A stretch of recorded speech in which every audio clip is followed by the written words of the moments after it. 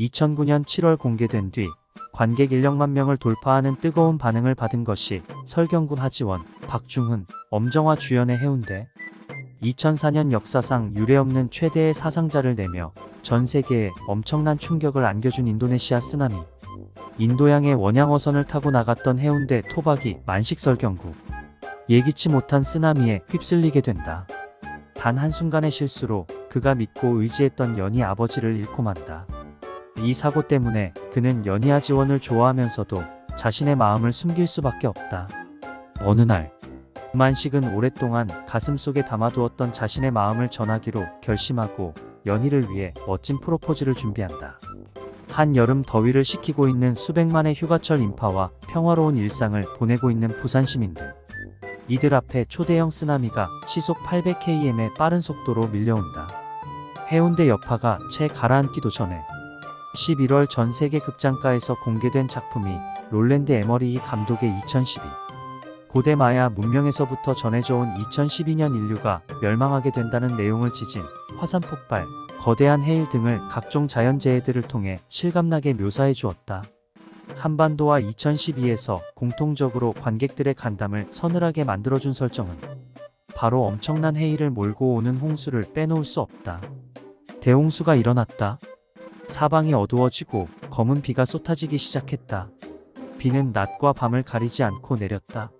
사람들은 동굴 속에서 피난처를 찾았지만 동굴이 무너지면서 사람들의 생명을 앗아가 버렸다. 인류는 멸망했다. 과테말라의 인디오 키체족의 전설에서 전해지는 내용이다. 한국의 홍수 설화에서도 옛날 큰 홍수가 와서 이 세계는 모두 바다가 되어버렸다.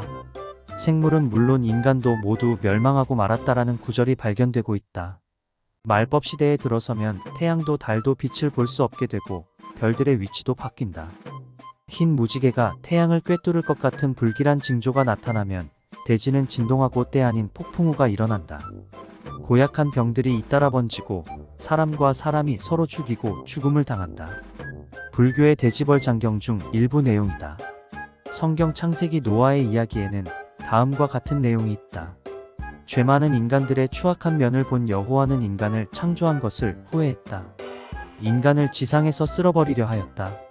신은 노아라는 선량한 이에게 대홍수가 있을 것이니 방주를 만들어 대비하라 명령했다. 노아는 방주에 가족과 암수한 쌍씩의 동물을 태웠다. 이후 40주야로 걸쳐 내린 비는 만물을 물속에 잠기게 했다. 비가 내린 지 150여일이 지나 방주는 아리락간에 도착했다.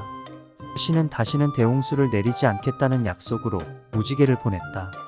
몇 가지 사례에서 알 수 있듯이 홍수, 거대한 해일, 쓰나미 등 홍수는 인간 세상의 종말이나 파국을 상징하면서 공포감을 극대화시켜주는 설정이 되고 있다.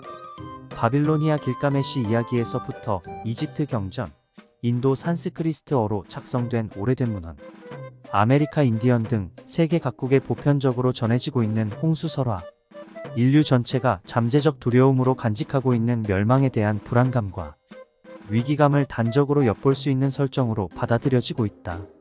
정지된 물이 아니고 움직이는 파도는 세상과 인생의 영고성쇠, 허망을 드러내는 상징물이다. 쓰나미로 대변되는 홍수 또한 바다에 떠있는 달의 위력을 드러내는 것인 동시에 새로운 주기가 시작됐음을 알리는 것이다.